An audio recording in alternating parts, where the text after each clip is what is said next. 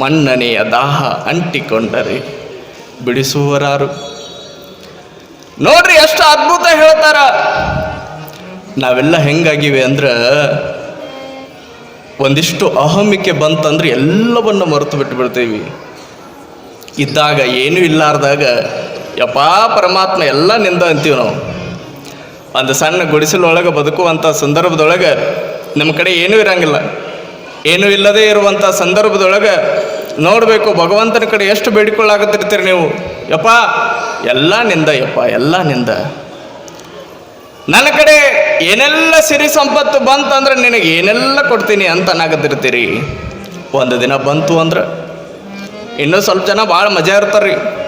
ನೋಡ್ಬೇಕು ದೇವ್ರ ಕಡೆ ಹೋಗಿ ನಾಳೆ 1 ಕೋಟಿ ರೂಪಾಯಿ ಹೊಡಿಲಿ, ನನಗೆ ಬಂಪರ್ ಹೊಡಿಲಿ, 1 ಕೋಟಿ ರೂಪಾಯಿ ನನಗೇನ್ರ ಬಂತಂದ್ರೆ ಭಗವಂತ ಅದ್ರೊಳಗೆ 50 ಲಕ್ಷ ನಿನಗೆ ತಂದು ಕೊಡ್ತೀನಿ ನೋಡು ಅಂತಾರೆ. ನಾಳೆ ಬಂತಂದ್ರೆ ತಂದು ಕೊಡ್ತಾರೇನ್ರಿ ಅವರು? ಇಲ್ಲವೇ ಇಲ್ಲ. ಅವ್ಯಾವ ಭಗವಂತ ಅಂತಾರೆ ಅವರು? ಅವ್ರು ಯಾರು ಭಗವಂತ? ಏನೂ ಇಲ್ಲಾರ್ದಾಗ ಎಲ್ಲ ನಿಂದ ಅಂತೀವಿ, ಎಲ್ಲವೂ ಬಂದಾಗ ಅವನ್ಯಾರು ಅಂತೀವಿ.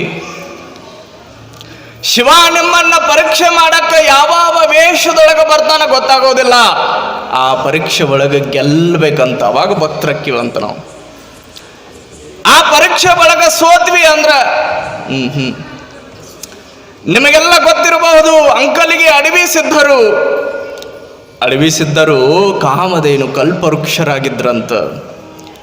ಯಪ್ಪನ ಕಡೆ ಏನು ಬೇಡ್ತಾರ ಅದನ್ನೆಲ್ಲವನ್ನ ಕೊಡ್ತಿದ್ದ ಅಂತ 770 ವರ್ಷ ಬದುಕಿರುವಂಥ ಅಂಕಲಿಗೆ ಅಡವಿ ಸಿದ್ಧರು. ನಮಗೆಲ್ಲ ಮ್ಯಾಲೇನು 70 ಬದುಕಾಗೋಲಾಗ್ಯಾವ. ಈಗ 770 ವರ್ಷ ಬದುಕಿದ್ರಂತ ನೋಡ್ರಿ. ಬರೇ 70 ಆಗೋದ್ರೊಳಗೆ ಕಾಲು ಕೈ ನೋವು, ಆ ರೋಗ ಈ ರೋಗ, ಕೆಳಗೆ ಬಿದ್ದ ಬಿಡ್ತೀವಿ ನಾವು. ಆದ್ರೆ ಒಬ್ಬ ಯೋಗಿ 770 ವರ್ಷ ಬದುಕಿರುವಂಥ ಅಂಕಲಿಗೆ ಅಡವಿ ಸಿದ್ಧರು ಕೊಟ್ರ ವರ ಇಟ್ರ ಶಾಪ ಅನ್ನುವಂಗಿದ್ರಂತ.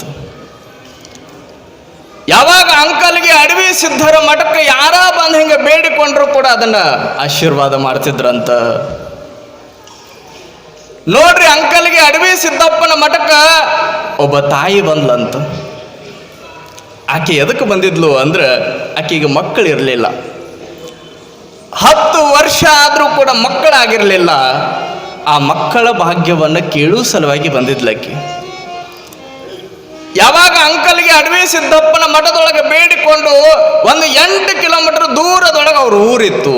ಅಲ್ಲೇ ಅಂಕಲಿಗೆಯಿಂದ ಅಲ್ಲಿಂದ ನನ್ನ ದಾಸೋಹ ಕಾರ್ಯಕ್ಕೆ ಮಡಿಯಿಂದ ಪ್ರಸಾದವನ್ನು ತಯಾರಿ ಮಾಡಿಕೊಂಡು ಅಂಗಳಕ್ಕೆ ಬಂದು ಸಮರ್ಪಣೆ ಮಾಡ್ಬೇಕು ಅಜ್ಜಗ ಅಂತ ತಿಳ್ಕೊಂಡು ಮಸ್ತ್ ಮಡಿ ಒಳಗೆ ಪ್ರಸಾದ ರೆಡಿ ಮಾಡಿದ್ಲು. ಮನೆ ಒಳಗೆ ಮೃಷ್ಟಾನ್ನ ಭೋಜನವನ್ನು ರೆಡಿ ಮಾಡಿದ್ಲು.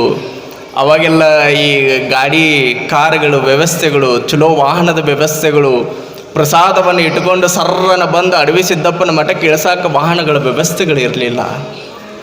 ನೋಡ್ರಿ, ಚಕ್ರಿ ಒಳಗ ಬಂಡಿ ಒಳಗ ಇಟ್ಟುಕೊಂಡು ಬೆಳಗ್ಗೆ 4 ಗಂಟೆಗೆ ಎದ್ದ ಪ್ರಸಾದವನ್ನು ರೆಡಿ ಮಾಡಿ ಆ ಪ್ರಸಾದವನ್ನು ಚಕ್ರಿ ಬಂಡಿ ಒಳಗೆ ಇಟ್ಟುಕೊಂಡು ಅಡವಿ ಸಿದ್ದಪ್ಪನ ಮಠಕ್ಕೆ ಹಾದಿ ಒಳಗೆ ಬರಾಕತ್ತಾಳಂತ. ಯಾವಾಗ ಅಡವಿ ಸಿದ್ದಪ್ಪನ ಮಠಕ್ಕೆ ಹಾದಿ ಒಳಗೆ ಬರಾಕತ್ತಿದ್ಲು, ಬರುವಂಥ ಸಂದರ್ಭದೊಳಗೆ ಒಂದು 9-10 ವರ್ಷದ ಬಾಲಕ ಇರಬಹುದೇನೋ. ಮೈ ಮೇಲೆ ಸರಿಯಾಗಿ ಬಟ್ಟಿರಲಿಲ್ಲ.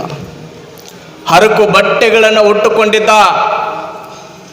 ಸಿಕ್ಕಾಪಟ್ಟೆ ಹೊಟ್ಟೆ ಹಸದಿತ್ತು. ಆ ಹುಡುಗ ಚಕ್ಕಡಿ ಎದುರುಗಡೆ ಬಂದ, ಅಮ್ಮ ಏನಾದರೂ ಕೊಡು ಅಂತದದು. ಅಮ್ಮ ಏನಾದರೂ ಕೊಡು. ತಾಯಿ ಅಂತಾಳ. ತಾಯಿ ವಿಚಾರ ಮಾಡ್ತಾಳ, ಮಡಿಯಿಂದ ಮಾಡ್ಕೊಂಡು ಹೊಂಟಿರುವಂಥ ಪ್ರಸಾದ ಇದು. ಅಡವಿ ಸಿದ್ದಪ್ಪನ ಮಠಕ್ಕೆ ಮೊದಲು ಎಡಿ ಆಗಬೇಕು, ಅದಕ್ಕಿಂತ ಮೊದಲು ಇಲ್ಲಿ ತೆಗೆದು ಕೊಟ್ನಿ ಅಂದ್ರೆ ಅದು ಮಡಿ ಆಗಂಗಿಲ್ಲ. ಆ ಪ್ರಸಾದ ಸಾದಾ ಮಡಿ ಆಗಿಬಿಡ್ತದ ಅಂತ ತಿಳ್ಕೊಂಡು ತಾಯಿ ಅಂತಾಳಂತ ಕೊಡಂಗಿಲ್ಲ, ಹೋಗು ಅಂತಾಳ. ಆ ಮಗು ಕೇಳ್ಬೇಕಲ್ರಿ, ಸಣ್ಣ ಮಗು, ಅದಕ್ಕೇನು ಗೊತ್ತು ಮಡಿ ಅಂದ್ರೆ ಏನು, ಸಾದಾ ಮಡಿ ಅಂದ್ರೆ ಏನು, ಅದಕ್ಕೆ ಹೊಟ್ಟೆ ಹಸ್ತದಟ್ಟ. ಯಾವ ನನಗೆ ಬೇಕಂದ್ರೆ ಬೇಕು ಅಂತ ಗಂಟು ಬಿತ್ತದು. ಅವಾಗ ತಾಯಿ ಆ ಮಗುವನ್ನು ದೂಕಿ ಚಕಡಿ ತಗೊಂಡು ಮುಂದೆ ಹೊಂಟ್ಲು. ಯಾವಾಗ ಹಿಂಗೆ ಚಕಡಿ ಮುಂದೆ ಹೊಂಟಿತು, ಹಿಂದಿಂದ ಓಡಿ ಬರಾಕತ್ತಂತ ನೋಡ್ರಿ ಮಗು. ಅವ್ವಾ ಹೊಟ್ಟಿ ಬಹಳ ಹಸದದ, ಒಂದು ತುತ್ತಾದ್ರೂ ಕೊಡಿವ.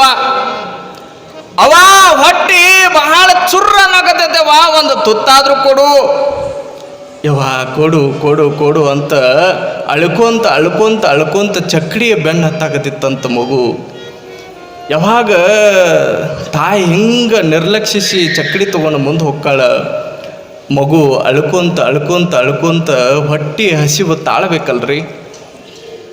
ಪಾಪ 9-10 ವರ್ಷದ ಮಗು ಹೊಟ್ಟೆ ಹೆಂಗಾಗಿರಬಾರ್ದು. ಅವಾ ಕೊಡು ಅಂತ ಹಿಂಗೆ ಚಕ್ಕಡಿ ಹಿಡ್ಕೊಂಡು ಹಿಂಗೆ ಓಡೋಡಿ ಹೋಗಿ ಗಾಲಿ ಹಿಂಗೆ ಹಿಡ್ಕೊಳ್ತದಂತ. ಆ ಗಾಲಿ ಹಿಂಗೆ ತಿರುಗುವಿಕೆ ಒಳಗೆ ಆ ಮಗು ಹಿಂಗೆ ಸಿಕ್ಕಾಕೊಂಡು ಸತ್ತು ಹೋಗಿಬಿಡ್ತದಂತ. ಮಗು ಸತ್ತು ಹೋಗಿಬಿಡ್ತದ. ಯಾವಾಗ ಮಗು ಸತ್ತು ಹೋತು ಬಂದು ಒಂದಿಷ್ಟು ಕರುಣೆ ತೋರಿ ಎಬಸ್ಬೇಕಲ್ರಿ. ಸ್ವಲ್ಪರ ಕರುಣೆ ಅನ್ನೋದು ಹೃದಯದೊಳಗೆ ಇರ್ಬೇಕಲ್ಲ ಆ ತಾಯಿಗೆ. ನೋಡ್ರಿ, ಮಡಿಯಿಂದ ಸ್ನಾನ ಮಾಡ್ಕೊಂಡು ಹೊಂಟಿನಿ, ಇದ್ಯಾವುದು ಅಪಶಕುನ ಸತ್ತು ಹೋಯ್ತಲ್ಲ ಅಂದ್ಲು. ಇದ್ಯಾವುದು ಅಪಶಕುನ ಸತ್ತು ಹೋಯ್ತಲ್ಲ. ತಾಯಿ ಹಂಗ ಚಕ್ಕಡಿ ತಗೊಂಡು ಬಂದು ಹೊಂಟ್ಲು. ಸ್ವಲ್ಪ ದೂರ ಹೋಗ್ತಾಳ, ಅಡವಿ ಸಿದ್ದಪ್ಪನ ಮಠ ಬರ್ತದ. ಅಡವಿ ಸಿದ್ದಪ್ಪನವರು ಒಳಗೆ ಪೂಜೆಗೆ ಕುಳಿತುಕೊಂಡಿದ್ರಂತ. ಒಂದು 10-15 ನಿಮಿಷ ಹೊರಗಡೆ ಕಾಯ್ತಾಳ.